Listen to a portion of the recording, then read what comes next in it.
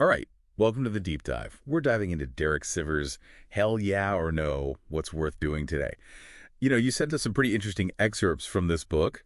Looks like we're going to be exploring how Sivers makes decisions, how he gets things done, even his whole approach to, mindset and purpose.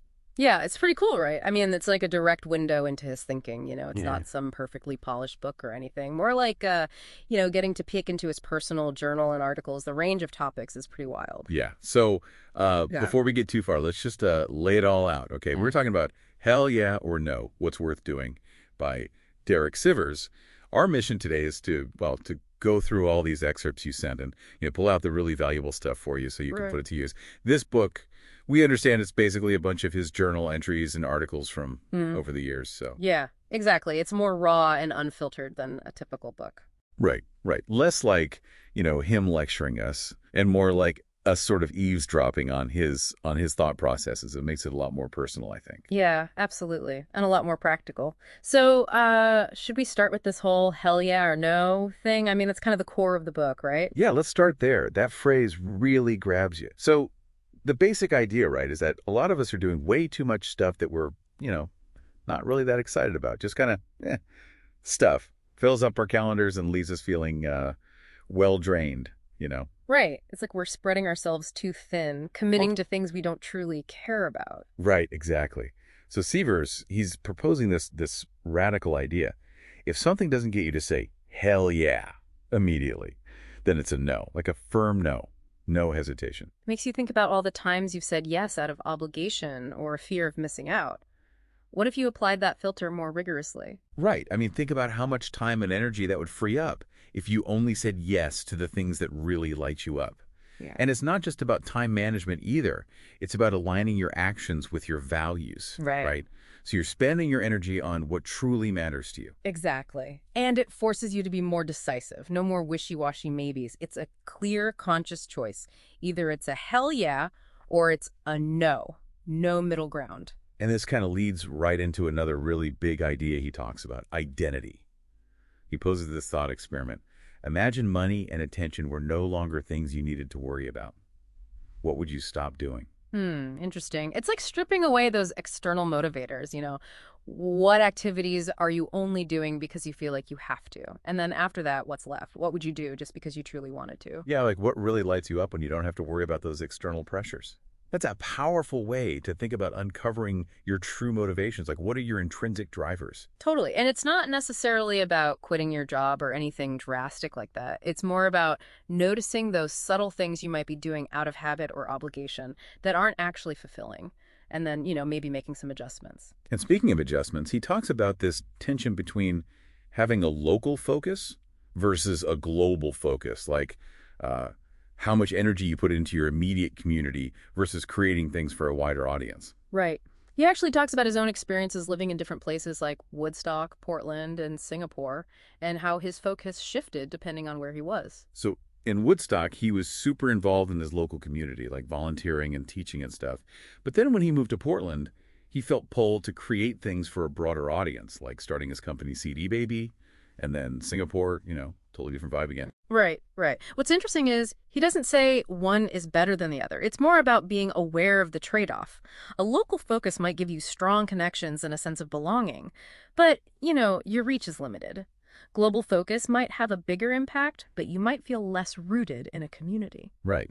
So it's about recognizing your own tendencies. Yeah. What feels more natural for you, and understanding the kind of consequences that come with each choice, what you gain and what you might have to let go of. Exactly. It's all about conscious choices. And this ties into one of my favorite quotes from the book. Actions, not words, reveal our real values. Pretty powerful, right? I know, right? Yeah. It makes you stop and think. He tells this story about talking with his business coach about starting a new company. And he was all enthusiastic, talking about all these ideas. But his coach pointed out that he hadn't actually done anything about it for years. Ouch. But so true. Right. And the coach was like, well, maybe your real value is in the simpler life you're already living. Maybe you don't actually want to start that company. Actions speak louder than words, right? We all have those things we talk about wanting to do. But if we're not taking action, it's a pretty clear sign of what our priorities really are. Totally. It's a good reality check. And then he goes on to say, Keep earning your title or it expires. Mhm. Like an entrepreneur who rests on past successes instead of continuing to innovate. Or an athlete who stops training and expects to maintain their peak performance. Right. You can't just coast on past accomplishments. It's about staying active, staying engaged, and continuously proving your worth. Like you said, it's about earning that title every day, not just resting on your laurels. And this brings us to a really fundamental question for you. Why are you doing what you're doing? Right. Sivers talks about the importance of understanding your core desires. What truly motivates you at the deepest level? Is it money, fame, freedom, learning, creating, giving back? Figuring out your why is crucial because it helps you align your actions with what truly matters, even if those actions seem unconventional. He even has this example about staying in a job you don't love just so you can donate a big chunk of your salary to charity. Right. I mean, that goes against the whole follow your passion advice you hear all the time, right? Hmm. But in that case, the deeper why was about making a positive impact on the world, even if it meant staying in a job that wasn't personally fulfilling. Exactly. So, it's about looking beyond the surface and really understanding the deeper motivations behind your actions and being okay with the fact that your path might not look like everyone else's. He says, some will always say you're wrong. And that kind of hit me hard. Right, and he's not being pessimistic or anything. It's more about acknowledging that people have such a wide range of preferences and values. When you go against the grain, when you choose a path that's different from what's expected, you're bound to encounter some resistance. Yeah, and sometimes that resistance can even feel like a sign you're doing something right, like you're actually on to something that challenges the status quo. Absolutely. It's about having the courage to be yourself, even if it means not getting everyone's approval. And speaking of doing things differently, he also talks about the power of imitation. Imitate. We are imperfect mirrors. It's kind of a counterintuitive idea. Yeah, but think about it. Like when a musician covers a song by another artist, they're essentially imitating, right? Right. But their own style and interpretation always come through. It becomes something new and unique because of who they are. Exactly. He even talks about copying a competitor in his own business. He was hesitant at first, but then realized it was a great way to learn and adapt. And the result was something different and successful. Right, so it's not about blindly copying. It's about using existing ideas as inspiration. And then, through your own unique lens, you create something new. I think that's really empowering. It takes the pressure off having to be completely original all the time. Totally. And he also talks about how our tastes can change over time. Loving what I used to hate, like his appreciation for Tom Waits' music. He hated it at first, but then it just clicked one day. Right, or his evolving views on Indonesia. First trip, he didn't like it. Went back years later and loved it. It's a good reminder that our preferences aren't fixed. We change, we grow. Our experiences shape our tastes. What we might reject today could become something we really enjoy tomorrow. It's about being open to new experiences and revisiting things we might have dismissed in the past. You never know how your tastes might evolve. And then he gets into this idea that the public you is not you. Oh yeah, that's so relevant today with social media and all. He tells this story about a blog post he wrote that went viral, and he got tons of comments, some praising him, some criticizing him, and he realized these comments weren't really directed at him as a whole person, but at this online version of himself. Like a digital projection. Right. A carefully curated version of yourself that you put out there. It's not the full picture. Exactly. So, both the praise and the criticism you get online, it's not necessarily reflecting who you truly are as a person. It's feedback on this public image, this online persona. Right. It's good to remember that, especially when you start taking those comments too personally, either the good or the bad. Ah. Now, this next one really made me think. Character predicts your future. Yeah, that's a big one. He talks about returning to the music industry after 15 years and noticing how his former colleagues had ended up.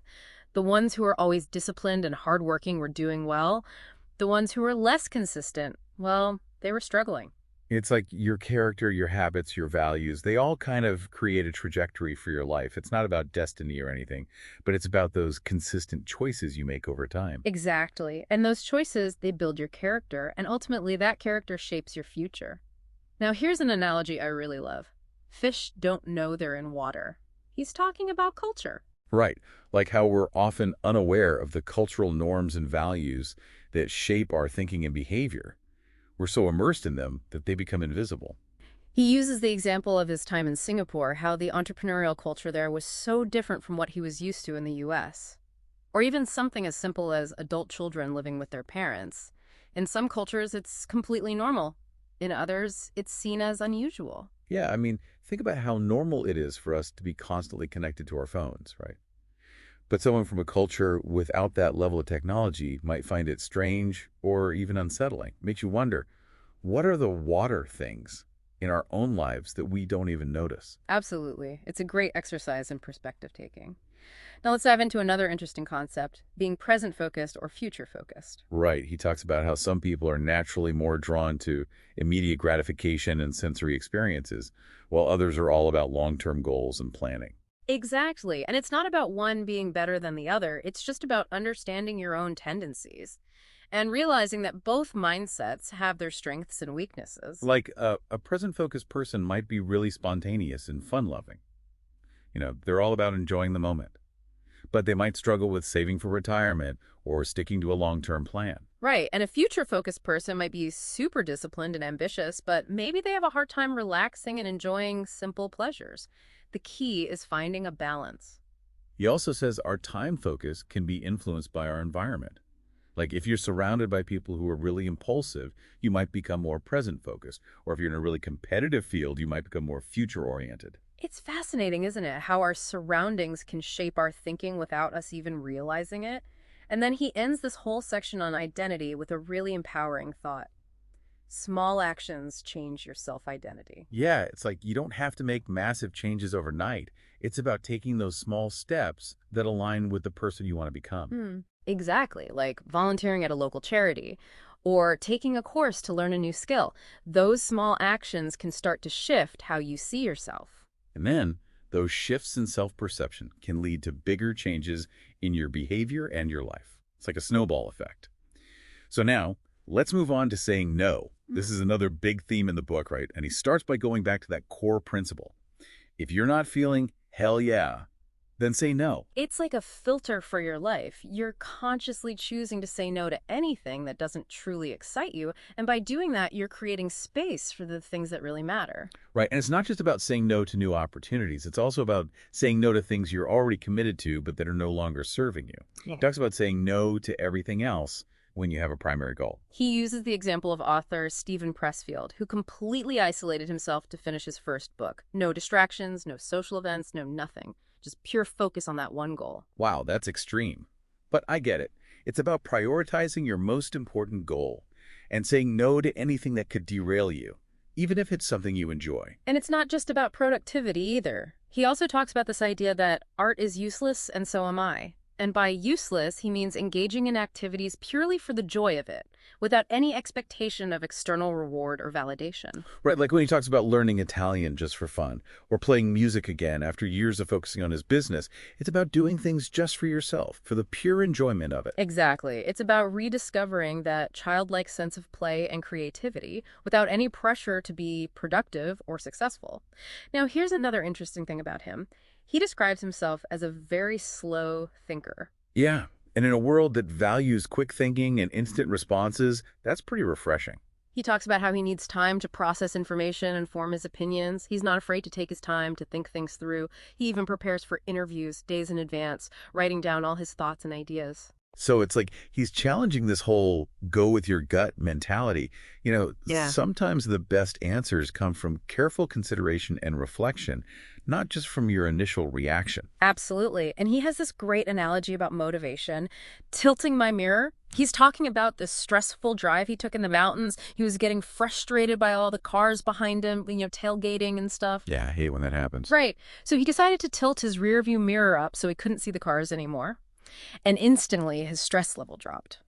The metaphor is that sometimes we need to block out those external pressures and distractions that are messing with our motivation. Yeah, I love that. It's about creating a space where you can focus on what matters to you without all the noise and pressure from the outside world. And then he talks about quitting something you love, which seems kind of counterintuitive, right? Yeah, but he's not talking about giving up on something you hate. He's talking about intentionally stepping away from something you enjoy to make space for something new. Like when he decided to quit eating mints. He loved them, but he realized he was eating way too many. Or when he decided to quit his job at CD Baby, even though it was successful, he wanted to free up his time and energy for new pursuits. It's about recognizing when something even something good has run its course. Exactly. It's about not being afraid to let go, even when it's hard. Now, here's a question he asks that I think everyone should ask themselves before starting anything new. How will this game end? Right. He uses this example of a $100 bill auction where the second highest bidder also has to pay. So people get caught up in the bidding war and end up paying way more than they should. It's about thinking through the potential consequences of your actions before you get too deep. Totally. It's about avoiding those situations where you get so caught up in the excitement of the moment that you don't consider the long-term implications. Sometimes it's better to walk away before you get too invested.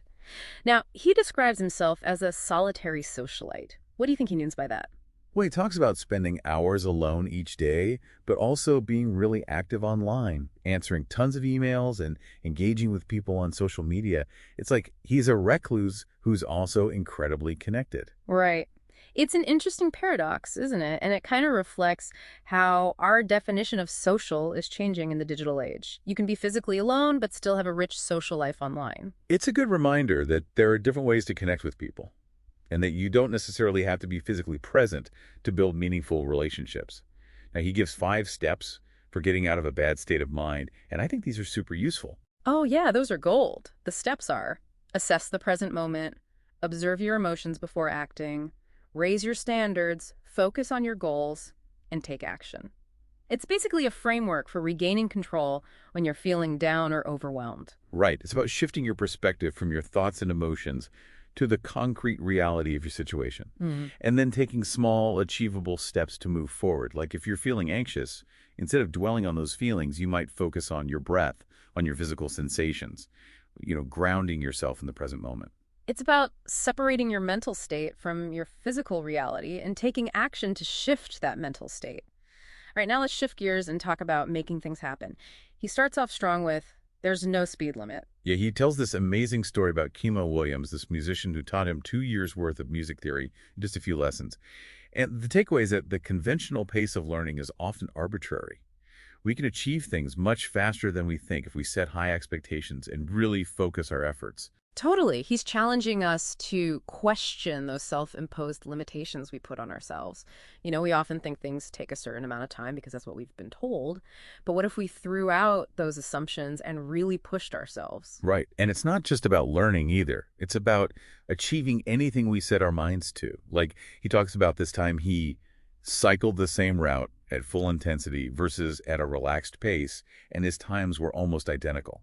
Yeah, that's the relax for the same result concept. He realized that a lot of the effort he was putting in was just unnecessary stress. It wasn't actually making him any faster. So it's like sometimes we need to chill out a bit and trust that we can achieve our goals without pushing ourselves to the brink. And then there's this whole concept of disconnecting, which I think is super important in today's world. Right, he talks about how some of his most productive and happiest times were when he went off the grid completely. No internet, no phone, no distractions, just him and his thoughts. It's about creating that space for deep work and creativity, where you can really focus on your craft without the constant interruptions of the digital world. And it's not just about work either. It's about connecting with yourself, with nature, with the things that truly matter. Absolutely. And then he talks about unlikely places and untangled goals. Like his experience of wanting to find silence and tranquility.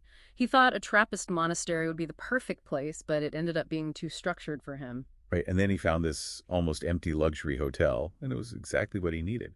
So it's about being open to unexpected solutions and recognizing that our goals don't always have to be achieved in the conventional ways. Exactly. It's about being resourceful and adaptable.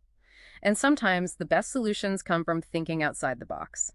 Now, this one's for all the procrastinators out there. When you're extremely unmotivated, do the boring task. Yeah, I actually do that sometimes. It's like when you're feeling really uninspired, those boring tasks suddenly seem more appealing because they're better than doing nothing at all. Right. It's a way to trick yourself into being productive, even when you're not feeling it. And then he introduces this interesting mindset shift. Think like a bronze medalist, not silver.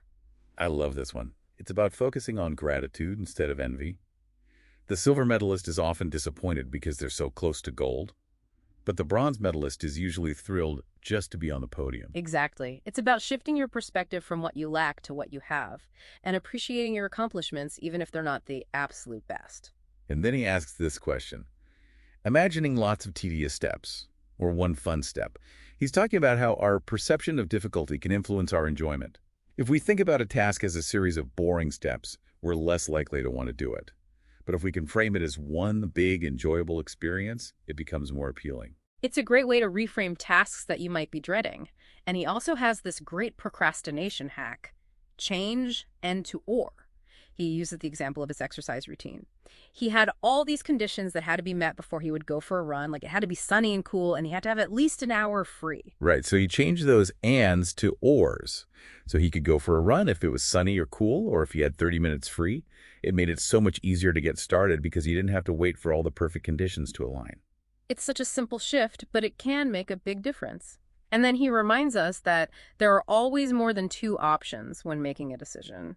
We often get stuck in this either or thinking, but there are usually other possibilities if we just take the time to brainstorm. Right. He tells this story about a friend who was agonizing over whether to quit his job. And by exploring other options, they came up with a solution that allowed him to stay at his job, but in a different role that he actually enjoyed. It's about expanding your thinking beyond the obvious choices. Exactly. And speaking of choices, he has a word of caution. Beware of advice. He's not saying all advice is bad, but he's saying we need to be discerning about who we listen to and why.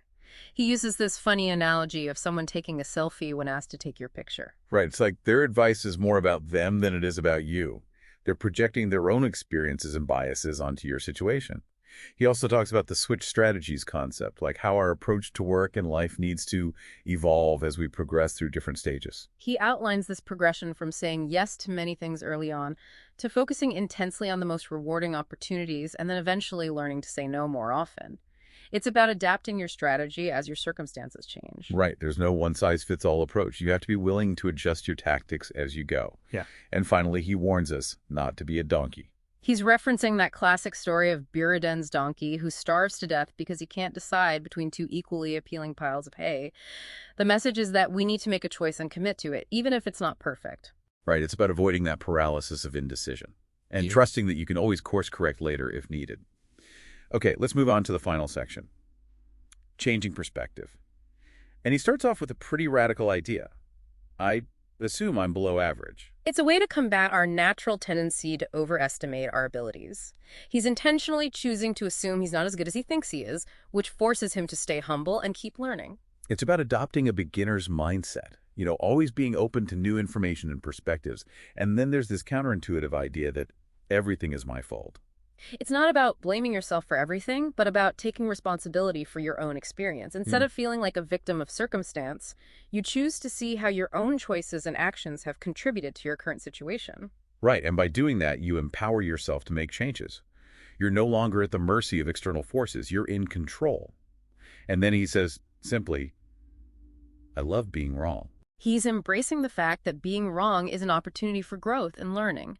We often try to avoid being wrong, but it's in those moments of error that we can truly expand our understanding. It's about shifting your perspective from seeing mistakes as failures to seeing them as valuable learning experiences. And then he talks about singing the counter melody. This is about offering a different perspective, a contrasting viewpoint, rather than just echoing what everyone else is saying. It's about adding something unique and valuable to the conversation. Right. It's about challenging the status quo and bringing new ideas to the table. Now, he tells these three stories that he calls, what are the odds of that? These are stories of incredible coincidences that happen to him. And they make him wonder about whether life is just a series of random events or if there's some deeper meaning behind it all. He seems to lean towards the randomness of it all, but it's a fascinating question, isn't it? And it kind of makes you more aware of those little synchronicities that happen in life. Right, like when you run into someone you were just thinking about, or when you find a $20 bill on the ground when you really need it. It makes you wonder if there's something else going on. He also talks about this West African musical concept, 2, 3, 4, 1, 2, 3, 4, 1, and it's about how our perception of beginnings and endings is culturally conditioned. Like in Western music, we tend to emphasize the downbeat, the 1. But in this West African tradition, they emphasize the upbeat, the 4. It's a great example of how our cultural background shapes our perceptions of even the most basic things. And it reminds us that there are other ways of seeing and experiencing the world. He also shares this heartwarming story about finding 232 sand dollars on the beach. Right. And he was so excited at first, like he'd struck gold. But then he realized the true joy wasn't in possessing them, it was in the experience of finding them. So he gave them all away to other people on the beach so they could experience that same joy. It's a great reminder that sometimes the best things in life are meant to be shared, and that experiences are often more valuable than material possessions. Now, he ends this section with my favorite fable about the farmer and his horse. You know that one. Yeah, it's classic. The farmer's horse runs away and everyone says, oh, it's terrible. But the farmer says, we'll see. Then the horse returns with a whole herd of wild horses and everyone says, oh, that's wonderful. But the farmer says, we'll see. Right. And then the farmer's son breaks his leg while trying to tame one of the wild horses, and everyone says, oh, that's terrible. But the farmer says, we'll see. And then the army comes through, conscripting all the young men, but the farmer's son is spared because of his broken leg. It's a great illustration of how we can't always predict the consequences of events. What seems like bad luck might turn out to be good fortune, and vice versa. It's a reminder to stay open to possibilities and not get too attached to our judgments about what's good or bad. Okay, let's move on to the last section, what's worth doing. And he starts with this idea, obvious to you, amazing to others. He's talking about how our own unique insights and knowledge often seem obvious to us simply because they're so familiar. But those same insights might be incredibly valuable to someone else who doesn't have our specific background or experience.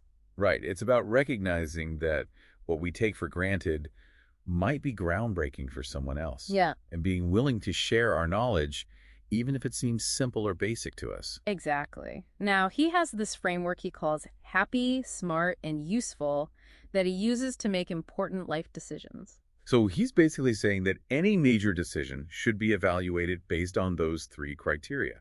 Will it make you happy? Will it contribute to your learning and growth?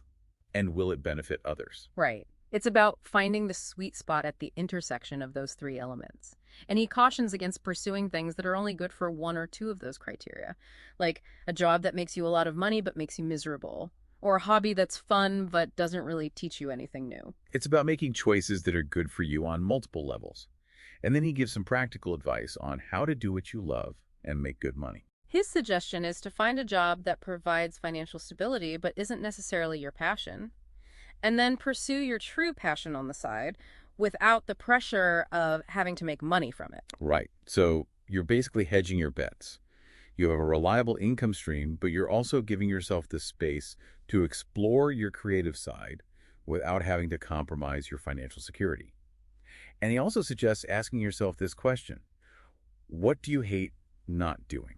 It's a way to uncover your true passions by focusing on what you miss when it's absent from your life. What are the activities that leave a void when you're not doing them? Yeah, it's a different way of approaching the whole find your passion thing. It's not about what makes you happy in the moment. It's about what feels essential to your well-being. He also says, you don't need confidence, just contribution.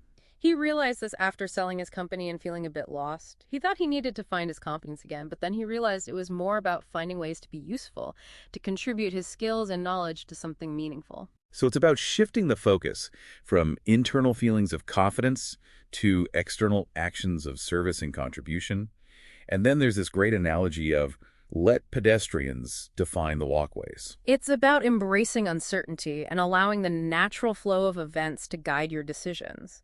Instead of trying to plan everything out in advance, you observe what's happening around you and adapt your plans accordingly. Like, if you're starting a business, you might wait to see what kind of demand there is for your product or service before investing a ton of money in marketing or infrastructure. It's about being responsive to your environment and being willing to pivot if needed. He also has a similar piece of advice for entrepreneurs. Don't start a business until people are asking you to. He's basically saying, don't create a solution looking for a problem. Find a problem that people are already trying to solve and then create a solution for that. Right. It's about being customer-centric.